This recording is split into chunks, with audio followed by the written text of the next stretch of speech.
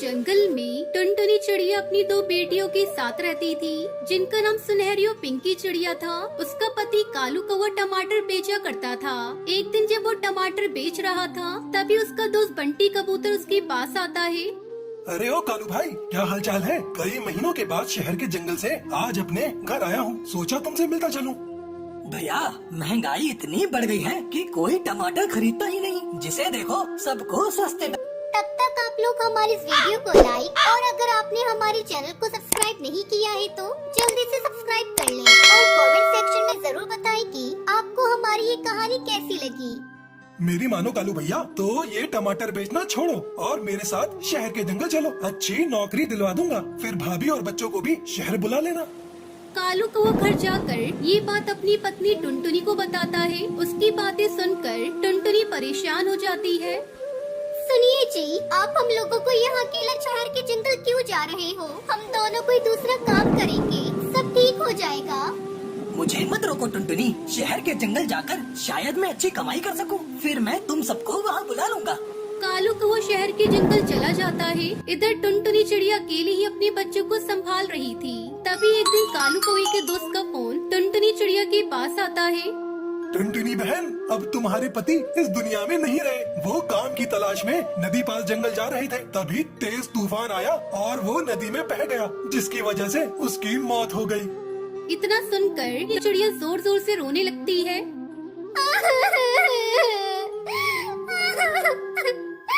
ये क्या हो गया जी?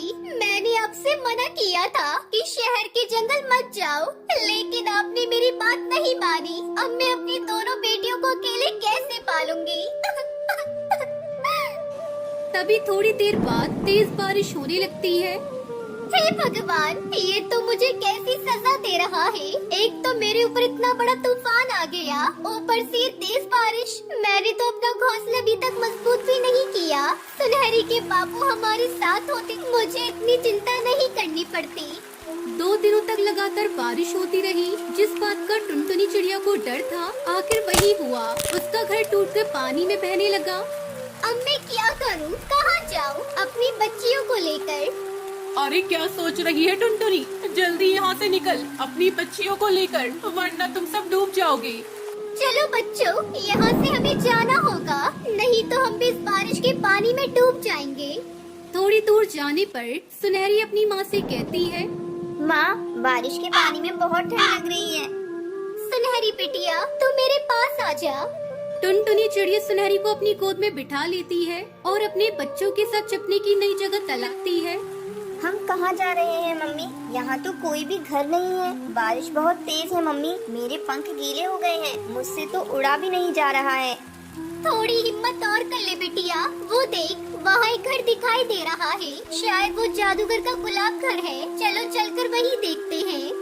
फिर टुनटुनी अपने बच्चों के साथ उस जादुई गुलाब घर के पास जाती है।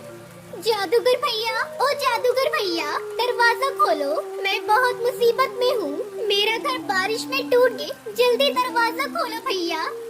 अरे बहन, तुम कौन हो? जल्दी से घर के अंदर आ जाओ और अपने पंख सुखा लो, भीगने से तबीयत खराब हो जाएगी।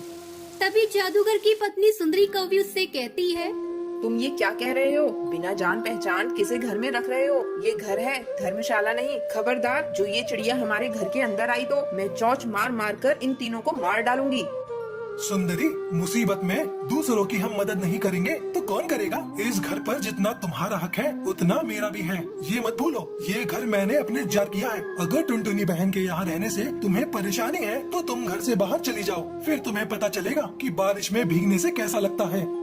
जादूगर टुनटुनी चिड़िया उसके बच्चों को अपने घर में रख लेता है। कई दिनों बाद बारिश रुक जाती है।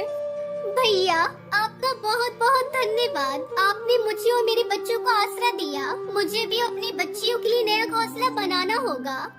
बहन, तुमने मुझे भैया कहा है और मैं अपनी बहन को खाली हाथ कैसे विदा कर सकता हूँ? ये लो जादुई गुलाब का बीज, इसे ले जाकर गीली मिट्टी में दबा देना। थोड़ी ही देर में ये गुलाब घर में बदल जाएगा। आपका बहुत बहुत धन्यवाद, एहसान कभी नहीं भूलूंगी। आप नहीं जानते आपने मेरी कितनी बड़ी समस्या दूर कर दी। उसके बाद टुनटुनी चिड़िया अपनी बेटियों के साथ घर लौटती है और गीली मिट्टी में वो जादुई गुलाब का बीज दबा दबा देती है। थोड़ी ही देर बाद वहाँ एक बड़ा सा जादुई घर प्रकट हो जाता है।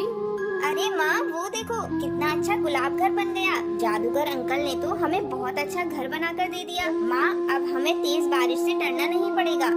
फिर सभी उस गुलाब घर में खुशी खुशी रहने लगते हैं।